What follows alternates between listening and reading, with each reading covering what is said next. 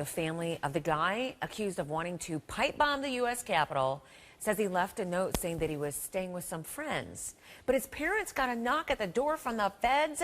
They had arrested Christopher Lee Cornell yesterday as he left a gun shop. Now, Cornell's father says his son is a normal kid who likes video games. I think Chris was kind of lost, and he was trying to find direction, and I think he was really vulnerable. And I don't know if they got to him or what, but I just wish they would leave our kids alone.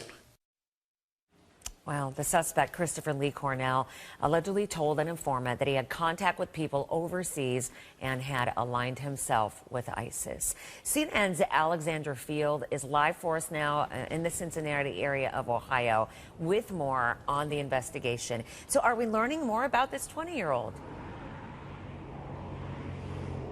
Yeah, he's left a lot of people in this community shocked. His parents, first and foremost, because he was living with them just 2 miles away from the parking lot of this gun store where he was arrested, swarmed by those FBI agents who'd been closely monitoring him. Authorities say that his plans were in their later stages. They had been tracking him, but they decided to really step in once he made those alleged purchases at this gun shop. 600 rounds of ammunition, 2 different weapons. They say that he had gone online to research various government buildings. He had also been researching how to make pipe bombs. That was integral to this alleged plot, his plan to plant these pipe bombs in the Capitol and then shoot people as they fled. His parents say they had no idea he was plotting anything. They described him as someone who was somewhat lost, living at home, working these seasonal jobs. And they do say that he had taken a recent interest in Islam, but he had never talked to them about ISIS, catching them very much off guard. And Robin, he came to the attention of authorities just last fall. He had been tweeting some things referencing violent jihad. That's when this informant flagged the FBI. The informant is someone who is having their own troubles with the law, was working to improve their legal standing. He is the one who first alerted the FBI, however, to Christopher Cornell's alleged plot here. So what are we learning in terms of, his high school history? We said he was on the wrestling team. Was he somebody who was bullied? What standing did he have in school?